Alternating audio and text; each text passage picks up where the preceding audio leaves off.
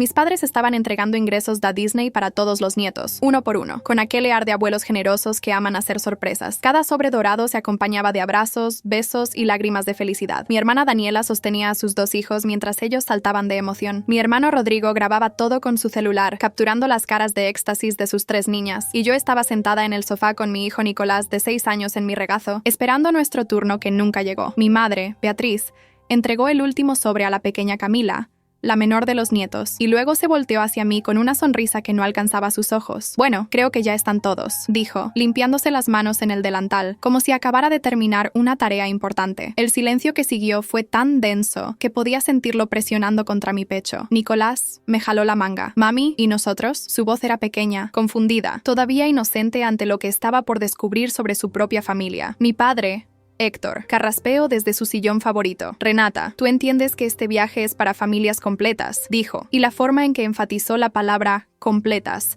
fue como un golpe directo al estómago. Nicolás no tiene padre presente. Sería incómodo para todos explicarle ciertas cosas en Disney, ¿sabes?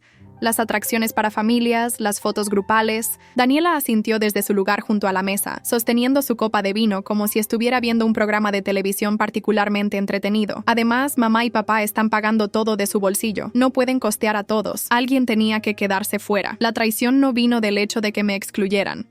Vino de ver cómo mis propios hermanos, las personas con las que crecí, con las que compartí habitaciones y secretos, miraban a mi hijo como si fuera menos que sus propios hijos, simplemente porque yo había elegido criarlo sola. La humillación vino cuando mi sobrino mayor, Sebastián de 9 años, le dijo a Nicolás con esa crueldad particular de los niños que imitan a los adultos: «Tú no tienes papá, por eso no puedes ir. Disney es para familias de verdad». Nicolás comenzó a llorar silenciosamente contra mi pecho, no con sollozos dramáticos, sino con esas lágrimas silenciosas que son peores, porque significan que el niño está tratando de ser valiente, de no molestar, de no causar más problemas.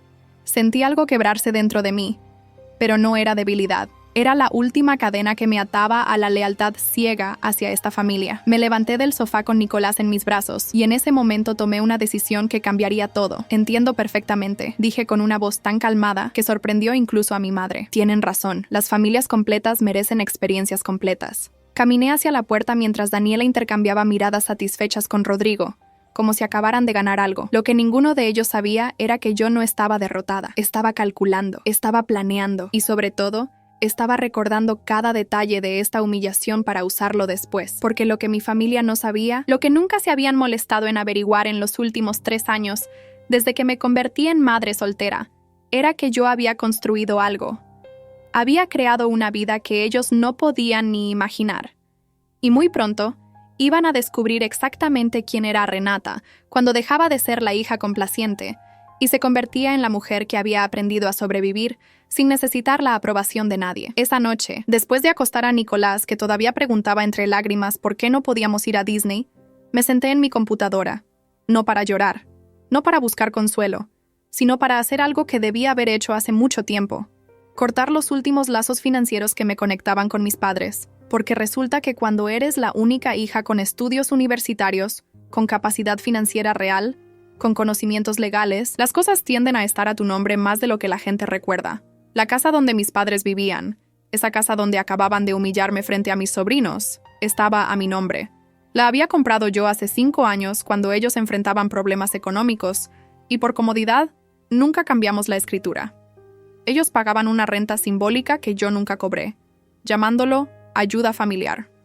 El auto que mi padre conducía con tanto orgullo, un sedán del año que le encantaba mostrar a sus amigos, estaba financiado con un préstamo que yo había avalado con mi crédito impecable. Y la pequeña cabaña en la playa que mis padres alquilaban cada verano para reuniones familiares, la reservaban usando mi membresía de club que les había regalado como gesto de generosidad. Abrí mi correo electrónico y comencé a escribir, no con rabia, no con lágrimas, sino con la precisión fría de alguien que había sido contadora certificada durante 10 años y sabía exactamente cómo funcionaban los números, los contratos y las consecuencias. La primera carta fue para mi banco, solicitando la revisión inmediata del aval del préstamo del auto. La segunda fue para el administrador de la propiedad, notificando mi intención de vender la casa donde mis padres vivían. La tercera fue para el club de playa, cancelando la membresía familiar. Pero no envié nada todavía, porque la venganza apresurada es venganza desperdiciada. Y yo había aprendido, en estos 3 años de criar a Nicolás sola, mientras construía mi carrera y mi vida, que el timing lo es todo, que la paciencia es un arma mucho más poderosa que la ira. Guardé todos los correos en borradores, programé recordatorios y esperé, porque sabía que dentro de 2 semanas mi familia partiría a su maravilloso viaje a Disney. Y justo un día después de que regresaran, llenos de fotos y recuerdos, recibirían las noticias que convertirían su victoria en cenizas. Mientras tanto, hice algo que mis padres nunca esperarían. Reservé 2 boletos a Europa para Nicolás y para mí. No a un parque temático donde los niños persiguen ratones de dibujos animados, sino a Londres, París y Roma, lugares donde mi hijo podría ver historia real, arte verdadero, cultura que expandiría su mente de maneras que ningún castillo de fantasía podría hacer. Usé los ahorros que había acumulado precisamente para esto, para darle a mi hijo experiencias que lo hicieran mejor que los niños mimados de mis hermanos. La noche antes de que mi familia partiera a Disney,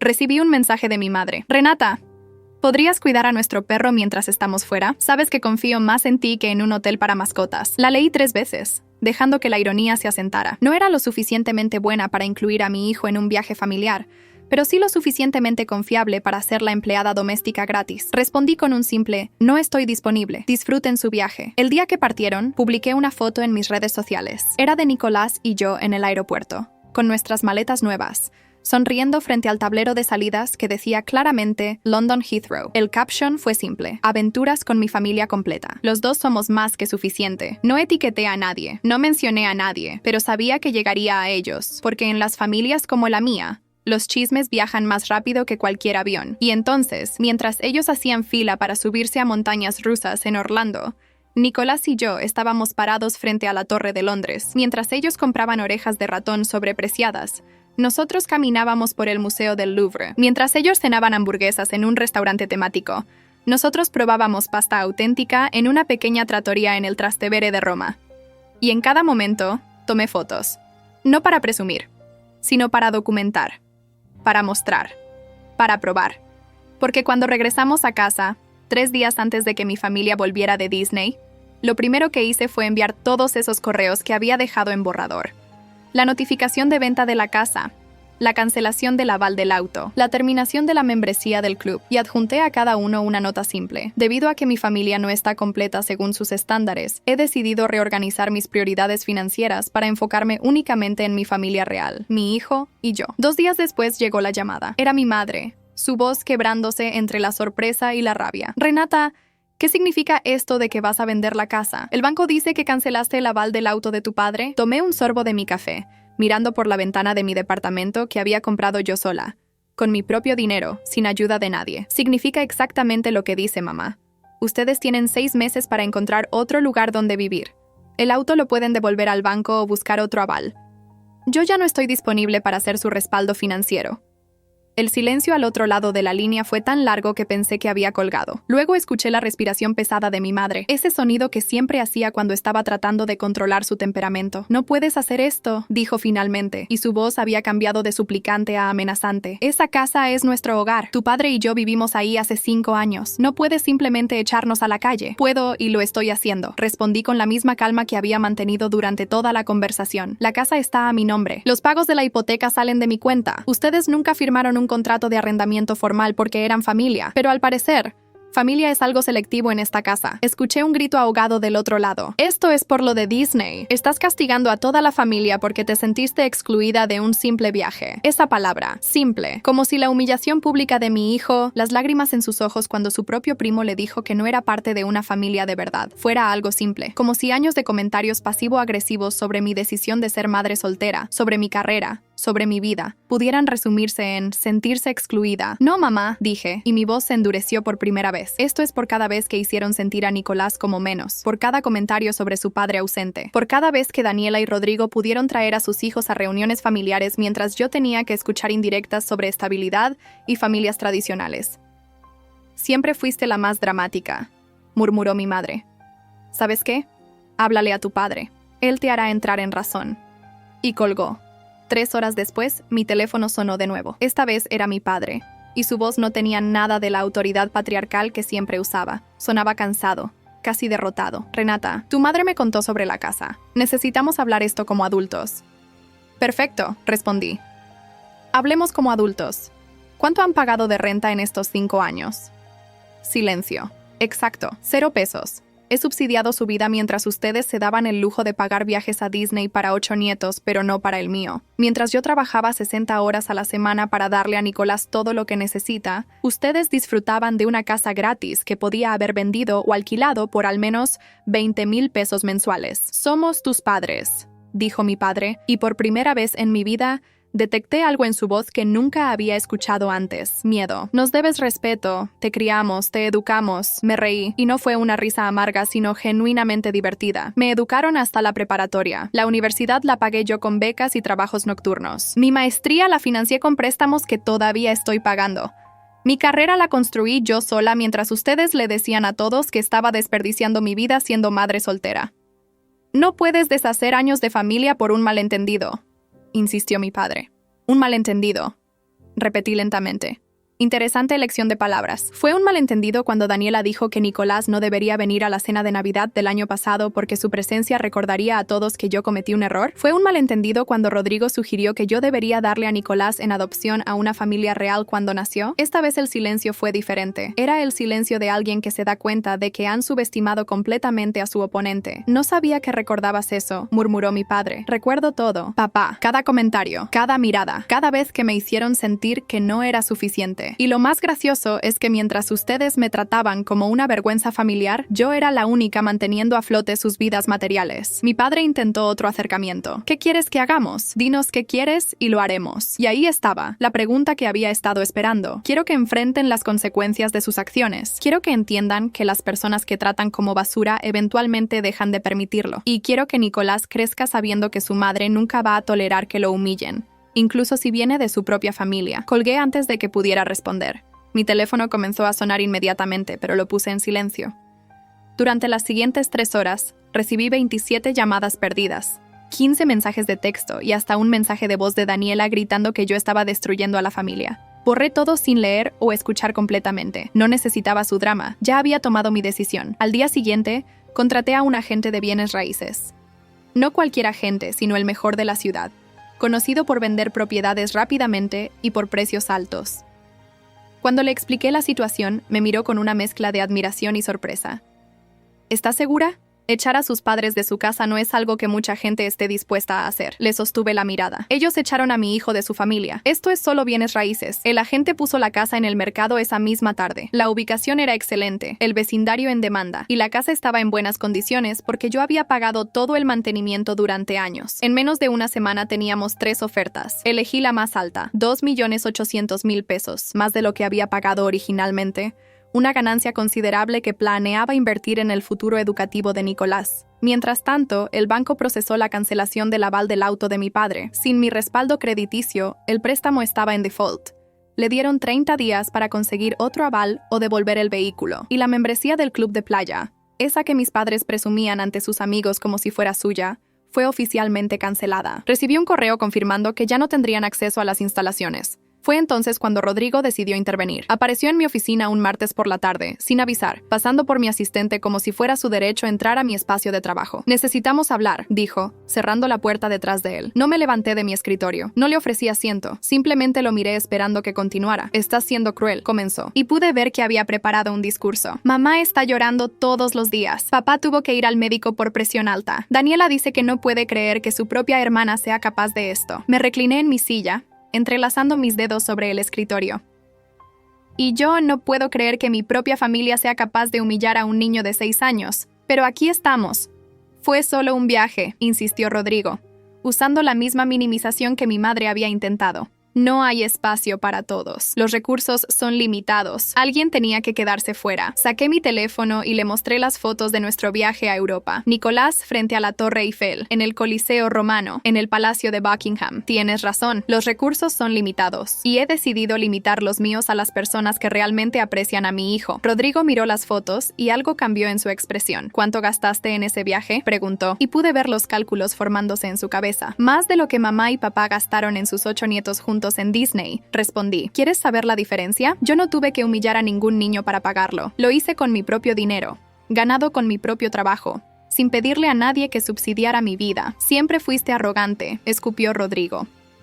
siempre creyéndote mejor que todos nosotros porque tienes un título universitario y un trabajo elegante. Me levanté entonces, rodeando mi escritorio para quedar frente a él. No me creo mejor que ustedes. Simplemente me niego a ser tratada como menos. Hay una diferencia. Señalé la puerta. Ahora sal de mi oficina, a menos que hayas venido a disculparte por decirme hace 3 años que debería haber abortado a Nicolás cuando tuve la oportunidad. La cara de Rodrigo se puso pálida. No dije eso. Lo dijiste, respondí firmemente, en la cena del Día del Padre de 2020. Exactamente con esas palabras. Estábamos en el jardín de mamá y papá, y tú habías bebido 3 cervezas. Dijiste que un niño sin padre era mejor no nacido. Recuerdo cada palabra porque fue el día que decidí que mi hijo nunca, jamás, crecería pensando que esta familia lo define. Rodrigo abrió la boca para responder, pero no salió nada. Finalmente se dio la vuelta y salió de mi oficina, cerrando la puerta con más fuerza de la necesaria. Mi asistente, Patricia, entró momentos después. ¿Todo bien?, preguntó preocupada. Perfectamente bien, respondí, volviendo a mi silla, solo sacando la basura. Esa noche, mientras ayudaba a Nicolás con su tarea de matemáticas, mi teléfono vibró con un mensaje de un número desconocido. Era una foto de grupo de la familia en Disney, todos sonriendo frente al castillo de Cenicienta. El mensaje decía: «Mira lo que te perdiste por ser orgullosa». Lo borré sin responder. No me perdí nada. Yo había elegido algo mejor. 2 días después, el agente de bienes raíces me llamó con noticias. Los compradores querían cerrar el trato rápidamente y estaban dispuestos a pagar en efectivo. «Podemos cerrar en 3 semanas», dijo emocionado. «Es un récord para esta zona». Acepté inmediatamente. Esa misma tarde, envié una carta certificada a mis padres notificándoles oficialmente que tenían 45 días para desalojar la propiedad. La respuesta llegó en forma de una visita. Toda la familia apareció en mi departamento un sábado por la mañana. Mamá, papá, Daniela con su esposo Tomás, Rodrigo con su esposa Andrea, todos excepto los niños, porque aparentemente esto era asunto de adultos. Los dejé entrar porque Nicolás estaba en una clase de natación y no quería que viera la confrontación que sabía que venía. Mi madre habló primero y para mi sorpresa estaba llorando. «Renata, por favor, no nos hagas esto. Somos una familia». Me senté en mi sofá, obligándolos a quedarse de pie porque no les ofrecí asiento. ¿Ahora somos una familia? Interesante. Hace 3 semanas, cuando repartían boletos a Disney, Nicolás y yo no éramos familia suficiente. ¿Qué cambió? Cometimos un error, admitió mi padre, y sonaba genuino. No pensamos en cómo se sentiría Nicolás. Solo queríamos dar un regalo especial a los nietos, y no teníamos presupuesto para todos. Me incliné hacia adelante. «Papá, ustedes viven en una casa que no pagan. Conducen un auto que no podrían costear sin mi aval. Tienen una membresía de club de playa gratis. Si sumamos todo eso, les he estado regalando aproximadamente 40,000 pesos mensuales durante 5 años. Eso es 2,400,000 pesos. El viaje a Disney costó 150,000. No me hablen de presupuesto». El silencio que siguió fue absoluto. Podía ver los cálculos formándose en sus cabezas, la realización lenta de cuánto habían dependido de mí mientras me trataban como la oveja negra de la familia. Daniela intentó un enfoque diferente. «Renata, no es justo castigar a toda la familia por un malentendido. Piensa en mamá y papá. ¿Dónde van a vivir?» «Daniela», dije su nombre como una declaración fría. «Tú tienes una casa de 4 habitaciones. Rodrigo tiene una de 5. Cualquiera de ustedes podría acoger a mamá y papá, pero no lo harán, ¿verdad? Porque es más fácil exigirme a mí que sacrifique mi estabilidad financiera que hacer ustedes cualquier sacrificio real». Andrea, la esposa de Rodrigo, habló por primera vez. «No tenemos espacio. Nuestros hijos necesitan sus propias habitaciones». «Exacto», respondí. «Sus hijos necesitan espacio, pero mi hijo no necesitaba ser incluido en un viaje familiar». Fascinante cómo funcionan las prioridades. Me levanté señalando la puerta. Esta conversación terminó. «La venta de la casa procede. El auto debe ser devuelto. La membresía está cancelada. Si quieren ayuda, búsquenla entre ustedes. Yo ya di suficiente». Mi madre dio un paso hacia mí, su rostro una máscara de súplica. «Renata, soy tu madre. Te di la vida.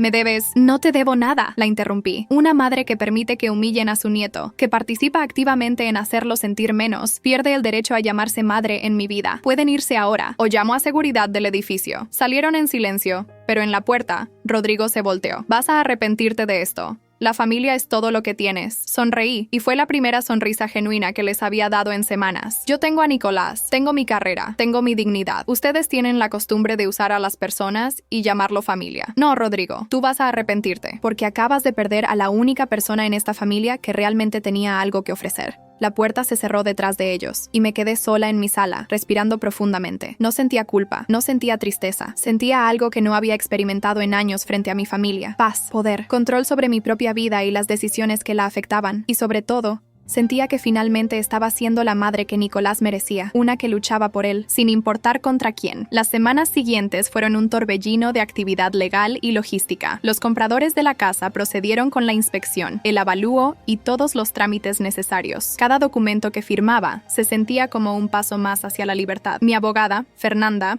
una mujer de 50 años con reputación de ser despiadada en negociaciones, revisaba todo con ojo crítico. Tus padres están tratando de impugnar la venta, me informó durante una de nuestras reuniones. Encontraron a un abogado que argumenta que existe un contrato verbal de arrendamiento indefinido. Me recosté en la silla de su oficina, sin una pizca de preocupación.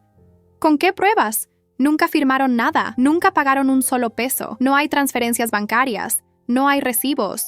No hay nada que demuestre un acuerdo de arrendamiento. Fernanda sonrió con aprobación. Exactamente lo que le dije a su abogado. También mencioné que tenemos documentación completa de todos los gastos que has cubierto durante 5 años. Impuestos prediales, mantenimiento, servicios. Si insisten en pelear esto legalmente, podríamos contrademandar por esos gastos. La idea me hizo pausar, no porque me tentara, sino porque me di cuenta de cuán lejos estaba dispuesta a llegar. No quiero su dinero, dije finalmente. Solo quiero que se vayan y me dejen vivir mi vida en paz. Eso los hace sentir peor, observó Fernanda con perspicacia. Si les cobraras, podrían jugar el papel de víctimas, pero al simplemente cortarlos sin exigir compensación, los obligas a enfrentar que esto no es sobre dinero, es sobre respeto. Tenía razón, y esa verdad era mucho más punzante que cualquier demanda monetaria. Mientras tanto, la vida continuaba. Nicolás empezó 2º grado y yo me aseguré de que su experiencia escolar fuera completamente independiente de mi familia. Cuando la maestra pidió información de contacto de emergencia, puse a mi mejor amiga Lucía en lugar de mis padres como había hecho anteriormente.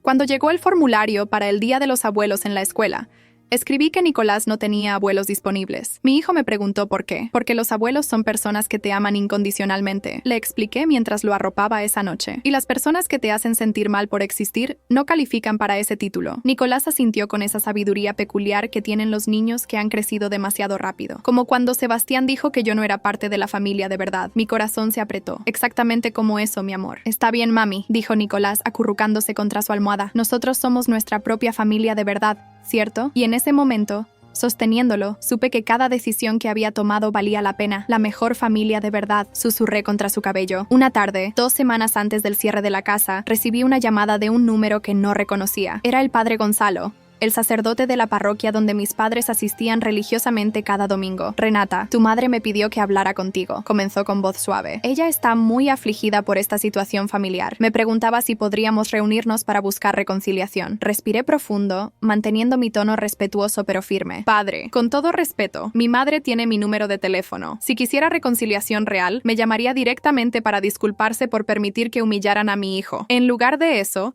está usando a la iglesia como intermediaria para manipularme emocionalmente. Eso no es buscar perdón, eso es buscar un escudo. El padre Gonzalo guardó silencio por un momento. Entiendo tu punto, pero la familia es sagrada, Renata. Los lazos de sangre no justifican el abuso emocional, lo interrumpí gentilmente. Y permitir que un niño de 6 años sea excluido y humillado frente a toda su familia extendida no es amor familiar, es crueldad. Si mi madre quiere hablar conmigo, que tome el teléfono y llame. Pero no voy a reunirme en una iglesia para ser sermoneada sobre perdonar a personas que ni siquiera han admitido que hicieron algo mal. Después de colgar con el padre Gonzalo, recibí un mensaje de texto de Daniela. ¿Ahora estás rechazando a la iglesia también? ¿Qué tan bajo vas a caer? No respondí. Había aprendido que el silencio era más poderoso que cualquier argumento. Cada vez que me negaba a defenderme, a explicarme, a justificar mis decisiones, les quitaba el poder de convertirme en la villana de su narrativa.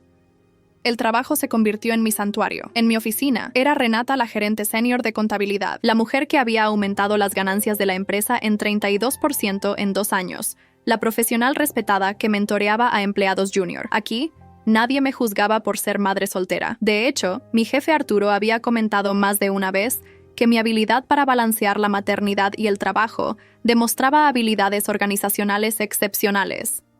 Fue en el trabajo donde conocí a alguien que cambiaría mi perspectiva de maneras inesperadas. Gabriel, el nuevo director financiero, había sido contratado hace un mes. Era un hombre de 38 años. Divorciado, con una hija de 9 años que visitaba cada fin de semana. Durante una reunión sobre proyecciones trimestrales, mencionó casualmente que su exesposa había tratado de usar a su hija como arma durante el divorcio y que él había tenido que establecer límites firmes para protegerla. Después de la reunión, Gabriel se acercó a mi cubículo. Disculpa si esto es inapropiado, pero escuché lo que dijiste sobre establecer límites con familia tóxica durante el almuerzo la semana pasada. Me identifico mucho con eso. Le ofrecí una sonrisa cautelosa. No estaba lista para confiar fácilmente. Es un tema difícil. La mayoría de la gente no entiende por qué alguien cortaría contacto con su propia familia. Yo sí, dijo Gabriel simplemente. Mi madre trató de convencer al juez de que yo era un padre negligente durante mi divorcio, solo porque tomé el lado de mi ex en un desacuerdo familiar años antes. Tuve que obtener una orden de restricción contra mi propia madre para proteger a mi hija de su manipulación. Me quedé mirándolo, sorprendida por su honestidad. ¿Cómo lo manejaste? La culpa, el juicio social, todo eso. Recordándome todos los días que proteger a mi hija no es negociable.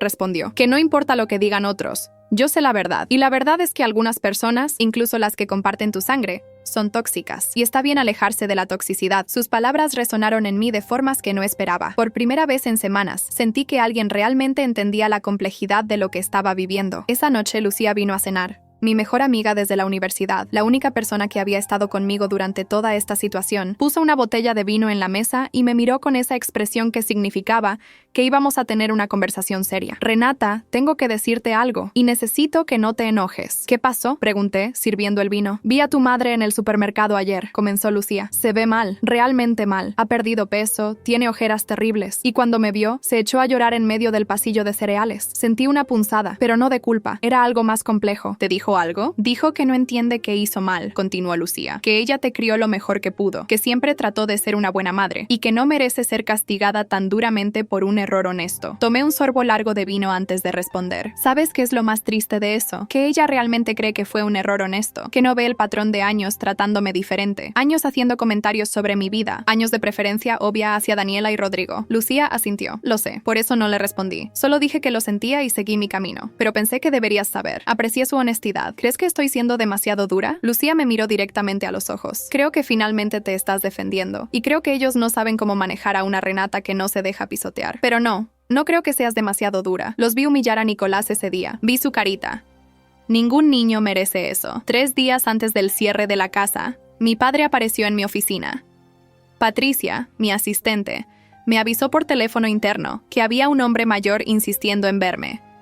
Cuando le dije que lo dejara pasar, mi padre entró luciendo 10 años más viejo que la última vez que lo vi. Se sentó frente a mi escritorio sin que lo invitara. No voy a suplicar, comenzó sin preámbulos. No voy a pedirte que cambies de opinión sobre la casa. Ya encontré un departamento pequeño que tu madre y yo podemos costear con nuestra pensión. Asentí, esperando que continuara. Vine a decirte que tenías razón, sobre todo. Esas palabras me tomaron por sorpresa. Mi padre nunca admitía estar equivocado. Era un hombre de la vieja escuela que creía que pedir disculpas era signo de debilidad. Siempre pensé que estaba protegiendo a la familia. Continuó, y su voz se quebró ligeramente. Pensé que mantener las tradiciones, las apariencias, lo que la gente esperaba de nosotros, era lo correcto. Pero en el proceso, olvidé proteger a mi propia hija y a mi nieto. ¿Por qué ahora, papá? Pregunté, y mi voz salió más cansada que enojada. ¿Por qué me dices esto ahora que ya perdiste la casa, el auto, todo? Él me miró con ojos vidriosos. Porque me di cuenta de que lo que realmente perdí fue a ti. Y eso duele más que cualquier propiedad. Se levantó para irse, pero se detuvo en la puerta. No te pido que me perdones, solo quería que supieras que lo entiendo ahora, y que lamento cada momento en que te hice sentir que no era suficiente. Después de que se fue, me quedé sentada en mi oficina durante largos minutos, procesando lo que acababa de escuchar. Una parte de mí, la parte que todavía era la hija que anhelaba la aprobación de su padre, quería correr detrás de él, pero la parte más fuerte, la madre que había visto lágrimas en los ojos de su hijo, se quedó sentada, porque las disculpas no borran años de daño, y el arrepentimiento no reescribe la historia. El día del cierre llegó un viernes soleado de octubre. Me presenté en la notaría con Fernanda, mi abogada, y los documentos perfectamente organizados en mi portafolio de piel. Los compradores, una pareja joven de profesionistas con un bebé en camino, ya estaban esperando con su propio abogado. Eran amables, emocionados por su nueva casa, ajenos al drama familiar que rodeaba la transacción. Lo que no esperaba era que mi familia completa apareciera en la notaría. Mamá, papá, Daniela, Rodrigo, incluso Tomás y Andrea. Estaban sentados en la sala de espera cuando llegué, como un comité de bienvenida amargo. Mi madre se levantó inmediatamente. Renata, por favor. Todavía hay tiempo de detener esto. Podemos arreglarlo todo. Solo firma una extensión de 30 días y podemos... No. Dije simplemente, pasando junto a ella hacia la sala de conferencias donde esperaba el notario. Daniela bloqueó mi camino. ¿Sabes qué? Todos tenían razón sobre ti. Siempre te creíste mejor que nosotros. Esta es solo tu forma de probarlo. La miré. Realmente la miré. Por primera vez viéndola claramente sin los filtros del amor familiar. Vi a una mujer insegura que necesitaba mantener a otros abajo para sentirse arriba. Vi a alguien que jamás había logrado nada por sí misma, pero juzgaba duramente los logros de otros. Daniela, dije con calma mortal, no me creo mejor que tú. Simplemente soy mejor que tú. Y la diferencia es que yo no necesito humillar a un niño de 6 años para sentirme bien conmigo misma. Su cara se puso roja, pero antes de que pudiera responder, Fernanda intervino. Señora, está obstruyendo a mi clienta. Muévase o llamaré a seguridad. Entramos a la sala de conferencias y cerré la puerta, dejando a mi familia afuera. El notario, un hombre de 60 años llamado licenciado Vargas, repasó los documentos finales. Todo estaba en orden. La transacción era limpia, legal, irrefutable. ¿Está lista para proceder?, preguntó, mirándome por encima de sus lentes. Completamente lista, respondí sin vacilación. Afuera escuché gritos. Era la voz de mi madre, elevándose histéricamente. No pueden hacer esto. Esta es nuestra casa. Vivimos aquí hace años. El licenciado Vargas frunció el ceño. ¿Necesita un momento para...? No, lo interrumpí. Ellos no tienen ningún derecho legal sobre esta propiedad. Proceda, por favor. Firmé cada documento con mano firme. Cada rúbrica se sentía como clavar un clavo en el ataúd de mi antigua vida, de la mujer complaciente que había sido. Los compradores firmaron sus partes, sonriendo nerviosamente ante el drama que claramente escuchaban del exterior. Lamentamos si esto causa problemas familiares, dijo la esposa con genuina preocupación. Ustedes están comprando una casa, no heredando mi disfunción familiar, les aseguré. Disfruten su nuevo hogar, es un buen lugar. Cuando salimos de la sala de conferencias con la transacción completa, mi familia seguía allí. Mi padre estaba sentado con la cabeza entre las manos. Mi madre lloraba en el hombro de Daniela. Rodrigo me miraba con odio puro. Espero que estés feliz, escupió. Acabas de dejar a tus propios padres sin hogar. Ellos tienen un departamento alquilado, respondí. Papá mismo me lo dijo. Lo que no tienen es una hija dispuesta a subsidiar sus vidas mientras me faltaban al respeto. Me volví hacia mis padres directamente. Tienen hasta el 31 de octubre para desalojar completamente la propiedad. Cualquier pertenencia que quede después de esa fecha será considerada abandonada y eliminada según la ley. Mi madre levantó la vista, su cara hinchada y roja. ¿Cómo puedes ser tan fría? ¿Qué te hicimos que fuera tan terrible para merecer esto? Y ahí estaba, la pregunta que había estado esperando, la oportunidad de finalmente decir todo lo que había guardado durante años. Pero cuando abrí la boca, me di cuenta de que ya no necesitaba explicarme, ya no necesitaba que entendieran. Su comprensión o falta de ella no cambiaba nada. Si después de todo esto todavía no entienden qué hicieron mal, dije con una voz más triste que enojada, entonces explicárselos no servirá de nada. Y con eso, salí de la notaría con Fernanda a mi lado, dejando atrás a mi familia y toda la historia que compartíamos. En el estacionamiento, antes de subir a mi auto, me permití un momento para sentir el peso de lo que acababa de hacer. No me arrepentía, pero tampoco estaba celebrando, solo estaba libre, por primera vez en mi vida adulta. No le debía nada a nadie excepto a mi hijo y a mí misma. Mi teléfono sonó. Era Gabriel, el director financiero. Habíamos estado mensajeándonos ocasionalmente durante las últimas semanas. Conversaciones casuales que gradualmente se habían vuelto más profundas. ¿Cómo fue?, preguntó cuando contesté. Final, respondí honestamente, definitivo y extrañamente liberador. ¿Quieres hablar de ello? Podría invitarte a un café o algo más fuerte si lo necesitas. Miré mi reloj.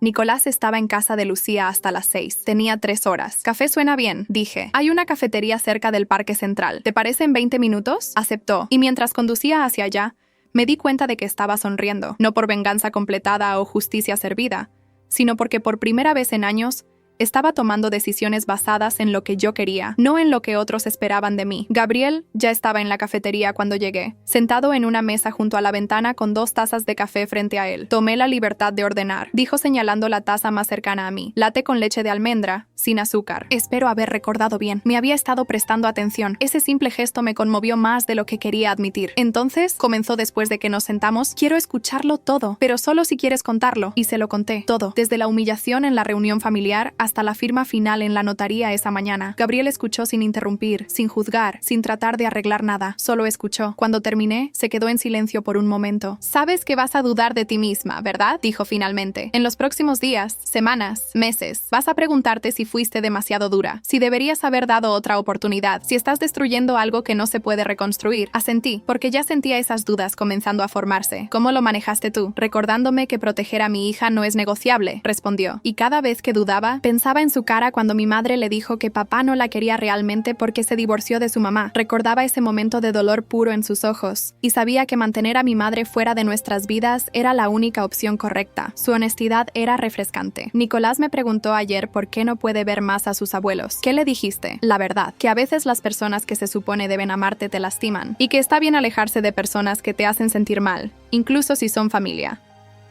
Gabriel asintió con aprobación. Esa es una lección importante.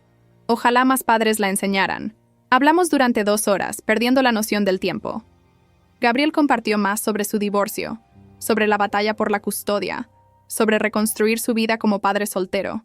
Yo hablé sobre mis miedos de criar a Nicolás sola, sobre las noches en que dudaba de cada decisión, sobre la soledad que a veces amenazaba con ahogarme. Y en algún momento de esa conversación me di cuenta de que no me sentía sola.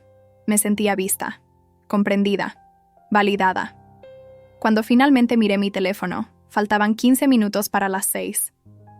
Tengo que recoger a Nicolás, dije con genuino pesar.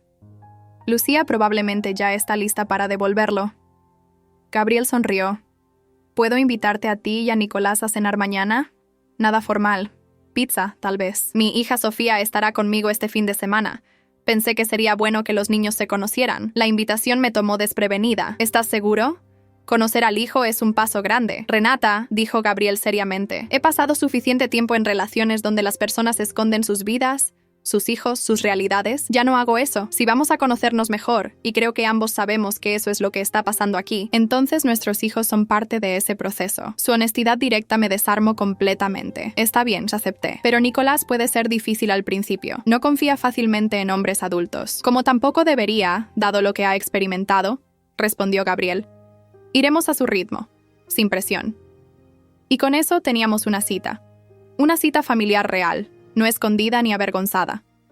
Esa noche, mientras metía a Nicolás en la cama, me preguntó sobre el señor con el que había estado en la cafetería. Lucía me recogió y te vi por la ventana, explicó con esa lógica infantil inocente. ¿Es tu amigo? Sí, respondí honestamente. Es mi amigo. Se llama Gabriel. Y mañana vamos a cenar con él y su hija Sofía. ¿Te parece bien? Nicolás lo pensó seriamente. ¿Es bueno contigo?, preguntó, y mi corazón se rompió un poco ante su madurez forzada. Un niño de 6 años no debería preocuparse por si alguien trata bien a su madre. Hasta ahora sí, le dije. Pero si alguna vez ves que alguien no es bueno conmigo, con nosotros, quiero que me lo digas. ¿De acuerdo? De acuerdo, mami, respondió Nicolás acurrucándose contra mí. Mientras sea bueno contigo, me parece bien. Al día siguiente, mientras me preparaba para la cena, recibí un mensaje de Daniela. Era largo, probablemente escrito y reescrito varias veces. Renata, mamá está en el hospital. Tuvo un ataque de pánico tan severo que papá llamó a la ambulancia. Los médicos dicen que está bien físicamente, pero necesita estabilidad emocional. Sé que estás enojada, pero es tu madre. Al menos, ven a verla. Leí el mensaje 3 veces, sintiendo cada palabra diseñada para manipular.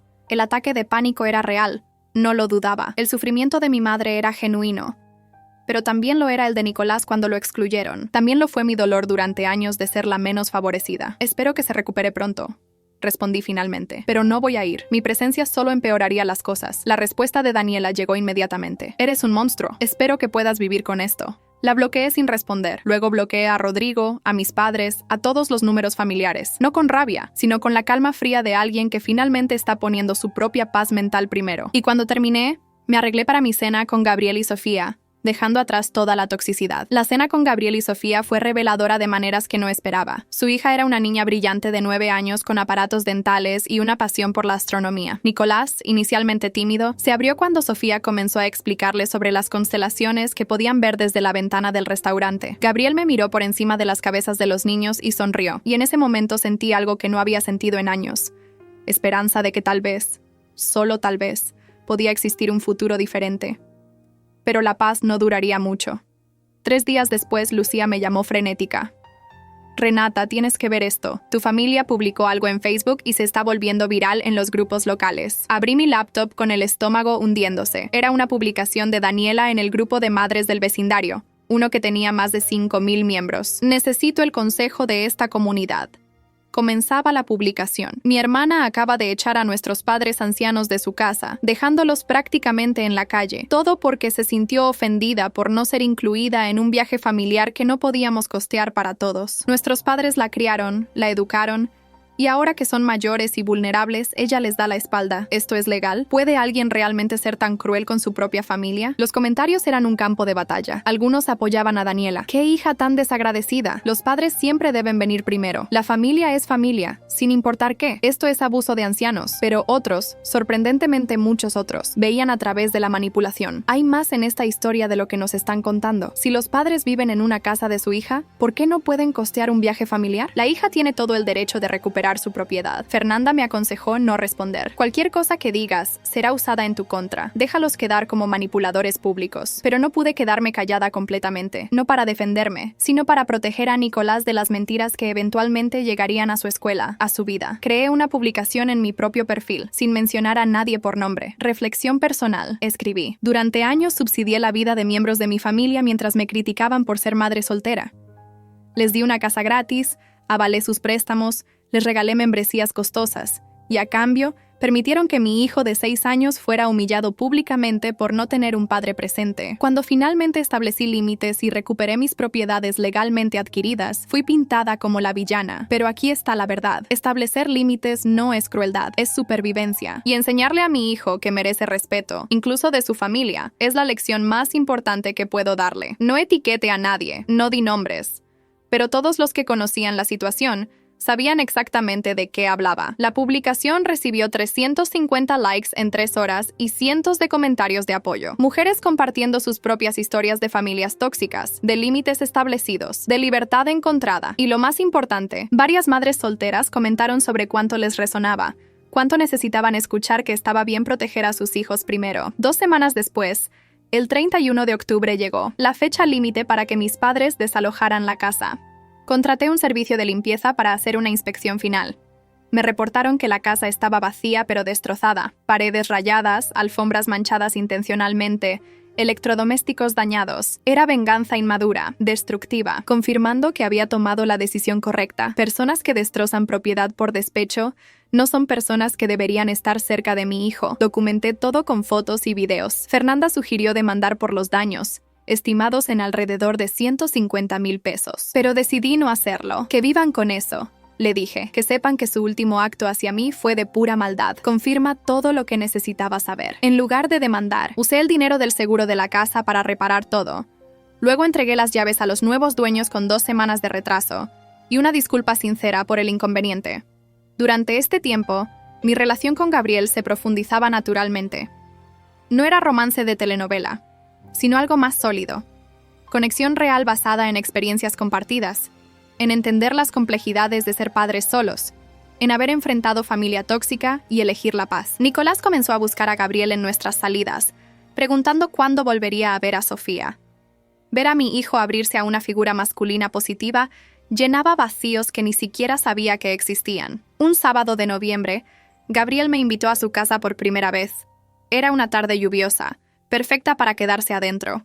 Mientras Nicolás y Sofía jugaban videojuegos en la sala, Gabriel me mostró su oficina en casa. En la pared había un cuadro enmarcado con una cita. La familia no es siempre sangre, es la gente en tu vida que quiere tenerte en la suya. Mi terapeuta me hizo crear eso, explicó Gabriel. Después de que corté contacto con mi madre, me ayudó a redefinir qué significaba familia para mí. Toqué el marco suavemente. Necesito uno de esos. Te ayudaré a hacerlo, ofreció. Y no era solo sobre el cuadro. Era sobre reconstruir completamente mi concepto de lo que significaba pertenecer a algo. En diciembre, recibí una carta certificada. Era de mis padres, escrita formalmente por un abogado diferente. No amenazaban con demandar. En cambio, era una solicitud de contacto supervisado con Nicolás. Los abuelos tienen derechos, argumentaba la carta. Independientemente de las diferencias con la madre, el niño merece conocer a su familia extendida. Fernanda casi se rió cuando le mostré la carta. En este país, los abuelos solo tienen derechos si pueden demostrar una relación establecida que beneficia al menor. Nicolás tiene 6 años y apenas los conoce.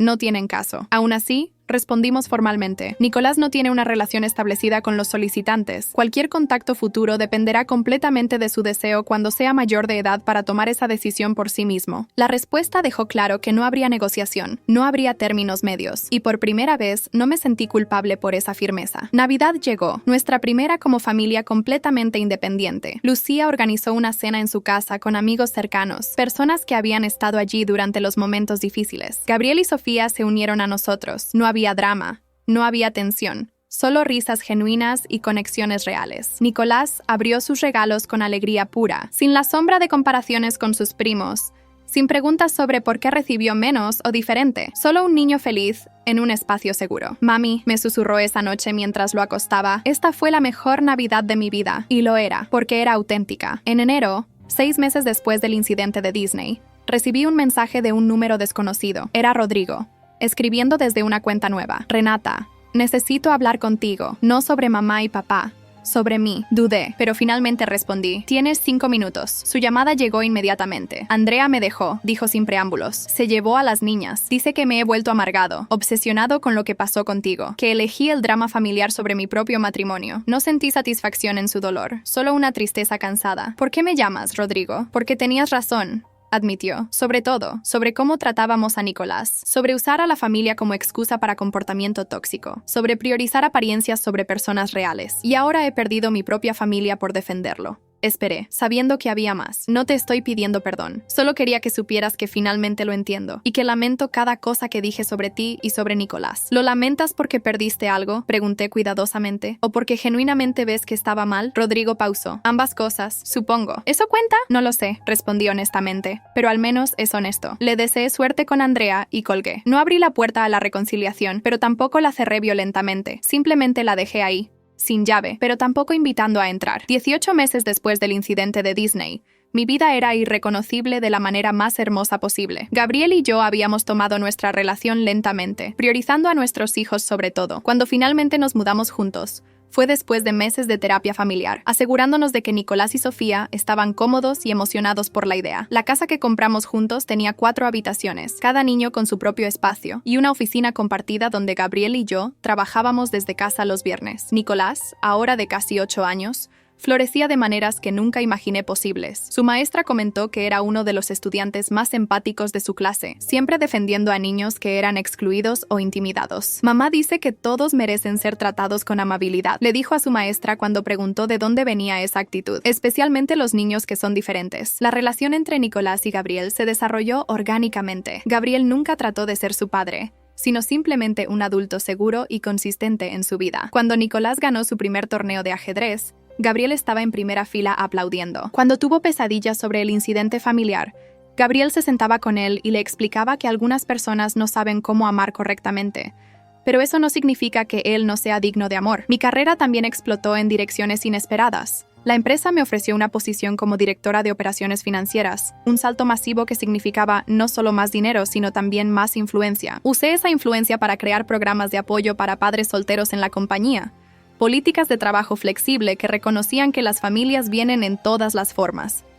Lucía se convirtió oficialmente en la madrina de Nicolás, un título que tomó muy en serio. Organizó fiestas de cumpleaños épicas, estuvo presente en cada recital escolar y, más importante, fue el tipo de tía elegida que cada niño merece. Cuando le pregunté qué podía hacer para agradecerle por todo su apoyo, ella simplemente respondió: sigue siendo feliz, esa es la mejor gratitud. En cuanto a mi familia original, el contacto se evaporó completamente. Daniela intentó algunos acercamientos a través de conocidos mutuos, pero los rechacé gentilmente. Mi madre envió una carta de cumpleaños a Nicolás, que llegó 6 semanas tarde. La guardé sin abrirla, dejando que Nicolás decidiera si algún día quería leerla. Mi padre, según escuché a través de Rodrigo, quien ocasionalmente enviaba actualizaciones no solicitadas, había desarrollado problemas de salud relacionados con el estrés. No sentí culpa por eso. Sentí una tristeza distante, como si estuviera observando la vida de extraños, porque eso es lo que se habían vuelto. Extraños que compartían mi ADN, pero no mi vida. Rodrigo eventualmente se reconcilió con Andrea después de meses de terapia de pareja. Me envió un mensaje agradeciéndome por no complacerlo cuando llamó pidiendo validación. Necesitaba que alguien me dijera que estaba siendo un idiota, escribió. Tú no lo hiciste con palabras, pero tu silencio lo dijo todo. Le respondí deseándole genuinamente lo mejor, y ocasionalmente intercambiábamos mensajes sobre nuestros hijos, manteniendo las cosas ligeras y superficiales. No era una relación cercana, pero era cordial. A veces eso era suficiente. Una tarde de primavera, Nicolás llegó a casa de la escuela con una tarea. Necesitaba crear un árbol genealógico. Mi primer instinto fue de pánico, recordando el dolor de explicarle sobre familia. Pero cuando le pregunté cómo quería hacerlo, su respuesta me sorprendió completamente. Quiero poner a ti, a Gabriel, a Sofía, a tía Lucía y a los abuelos de Sofía que siempre me traen dulces, dijo Nicolás pensativamente, porque esas son las personas que actúan como familia. Le expliqué que tradicionalmente los árboles genealógicos muestran lazos de sangre, pero él se encogió de hombros. Mi maestra dijo que podemos definir familia como queramos, y yo quiero definirla como las personas que me hacen sentir amado. Ayudé a Nicolás a crear el árbol genealógico más hermoso y no tradicional que jamás había visto. Tenía ramas para familia elegida junto a familia biológica. En la sección biológica puso solo a mí, con una nota: mi mamá es la persona más valiente que conozco. En la familia elegida puso a todos los demás, con descripciones detalladas de por qué cada persona importaba. Cuando presentó su proyecto en clase, su maestra me envió un correo. El trabajo de Nicolás provocó una discusión hermosa sobre cómo las familias modernas pueden verse muy diferentes de las tradicionales. Varios niños compartieron que también tienen familias elegidas. Gracias por criar un niño que piensa tan profundamente sobre las relaciones. Lloré al leer ese correo, lágrimas de puro alivio y gratitud. En el segundo aniversario de cortar contacto con mi familia, Gabriel organizó una cena sorpresa. Invitó a Lucía, a algunos de nuestros amigos cercanos, incluso a Patricia de mi trabajo, que se había convertido en una amiga querida. Estamos celebrando tu libertad, anunció Gabriel levantando su copa. 2 años de vivir tu vida en tus propios términos, de criar a un niño extraordinario, de construir una familia basada en amor en lugar de obligación. Todos brindaron, y mientras miraba alrededor de la mesa a estas personas que habían elegido estar en mi vida y que yo había elegido de vuelta, me di cuenta de algo profundo. La traición de mi familia no me había destruido, me había liberado, me había forzado a examinar qué es lo que realmente valoraba, qué tipo de persona quería ser, qué tipo de madre quería ser para Nicolás. Y la respuesta a todas esas preguntas me había llevado aquí, a una casa llena de risas auténticas, a un hijo que entendía que el respeto propio no es negociable, a un compañero que me valoraba por quien era en lugar de lo que podía proveer, a amigos que celebraban mis límites en lugar de castigarlos. Sofía se acercó a mí después de la cena. Renata, dijo con esa seriedad que tienen las niñas de 10 años. Gracias por hacer feliz a mi papá y por ser buena con Nicolás. Él te necesitaba. La abracé, conmovida por su perspicacia. Ustedes también nos necesitaban a nosotros, le dije. Las familias se encuentran de las maneras más inesperadas. Esa noche, después de acostar a los niños, Gabriel y yo nos sentamos en nuestro patio trasero bajo las estrellas. ¿Alguna vez te arrepientes?, preguntó suavemente, ¿de cortar contacto con ellos? Consideré la pregunta honestamente. A veces me duele, admití. No por ellos, sino por la idea de lo que podrían haber sido. Por la familia que Nicolás podría haber tenido si hubieran elegido el amor sobre el orgullo. ¿Pero arrepentirme? No, nunca. Gabriel asintió comprensivamente. Mi terapeuta me dijo algo una vez que me ayudó. Dijo que podemos lamentar la pérdida de lo que esperábamos que fuera, sin lamentar la decisión de alejarnos de lo que realmente era. Esas palabras resonaron profundamente. Podía lamentar que mis padres nunca fueran las personas que necesitaba que fueran. Podía estar triste porque Daniela y Rodrigo eligieron la comodidad sobre la conexión genuina, pero no tenía que lamentar proteger a mi hijo de ese ambiente tóxico. 3 años después del incidente de Disney, Nicolás estaba en 4º grado. Un día llegó a casa emocionado. Mami, adivina qué. Mi clase va a hacer un viaje a un observatorio astronómico. Sofía dice que las estrellas se ven increíbles a través de los telescopios reales. Le pregunté sobre los detalles, costo, fechas, qué necesitaba llevar. Todo estaba bien dentro de nuestro presupuesto. Por supuesto que puedes ir, le dije, y su cara se iluminó. Mientras ayudaba a Nicolás a empacar para el viaje, me di cuenta de cuán lejos habíamos llegado. Aquí estaba mi hijo, emocionado por una aventura educativa, rodeado de amigos que lo apreciaban, parte de una familia que lo celebraba. No había comparaciones dolorosas con primos, no había exclusión, no había lágrimas de sentirse menos que otros. Solo pura alegría infantil. El día que la clase de Nicolás partió para su viaje, Gabriel y yo llevamos a Sofía al zoológico, dándole su propio día especial, ya que ella no podía ir al observatorio por ser de diferente grado. ¿Crees que Nicolás se está divirtiendo?, preguntó Sofía mientras observábamos a los pandas. Absolutamente, respondí, y le va a encantar contarte todo sobre lo que vio. Sofía sonrió. Me gusta que Nico y yo seamos hermanos ahora, incluso si no es de la manera tradicional. Gabriel y yo intercambiamos miradas. No habíamos usado oficialmente la palabra hermanos con los niños, dejando que definieran su relación a su propio ritmo. Escuchar a Sofía declararlo tan casualmente confirmaba que habíamos hecho todo correctamente. Cuando Nicolás regresó del viaje, no paraba de hablar sobre las estrellas, las constelaciones, cómo el universo era infinitamente más grande de lo que imaginaba, supernova. El guía dijo que algunas estrellas mueren, pero su luz sigue viajando por años, me contó con asombro. Así que podemos ver estrellas que ya no existen. Le revolví el cabello cariñosamente. Es una linda metáfora, ¿no? A veces las cosas terminan, pero el impacto que tuvieron continúa. Nicolás lo pensó seriamente. Como tu familia antigua, mami, ya no están aquí, pero tú aprendiste de ellos qué no hacer. Mi hijo de 9 años había resumido perfectamente algo que me había tomado años procesar. Exactamente así. Mi amor, exactamente así. El año pasado, en el cumpleaños número 10 de Nicolás, organizamos una fiesta grande. Invitamos a sus compañeros de clase, a nuestros amigos, a la familia de Gabriel. Había risa, juegos y un pastel enorme decorado con el sistema solar porque mi hijo había desarrollado una pasión por la astronomía. Mientras cantábamos feliz cumpleaños, miré alrededor del jardín lleno de personas que genuinamente amaban a mi hijo, que celebraban su existencia sin condiciones, sin juicios. Y me di cuenta de que esta vida que había construido desde las cenizas de la traición familiar, era mejor de lo que cualquier cosa que pudiera haber imaginado cuando mis padres me excluyeron de ese viaje a Disney, porque ese momento de humillación me había forzado a tomar una decisión: aceptar migajas de amor condicional o exigir el banquete completo de respeto genuino. Elegí el banquete, y al hacerlo, le enseñé a Nicolás la lección más importante que podía darle: que él merece ser amado completamente, que nunca tiene que conformarse con menos, y que la familia real se construye con elección y compromiso, no solo con sangre compartida. Mis padres probablemente siguen sin entender qué hicieron mal. Daniela y Rodrigo probablemente todavía cuentan la historia de la hija cruel que abandonó a su familia por un malentendido. Y está bien, no necesito su comprensión, no necesito su versión de los eventos. Tengo mi verdad, mi paz y mi hijo que está creciendo sabiendo que siempre, siempre será defendido. Esta es mi historia. No de venganza, sino de liberación. No de destruir familia, sino de redefinirla. Y cada día que vivo esta vida que construí, cada sonrisa de Nicolás, cada momento de paz genuina, es la prueba de que tomé la decisión correcta, porque al final, proteger a mi hijo no solo era la decisión correcta, era la única decisión que podía vivir conmigo misma, y eso es más que suficiente.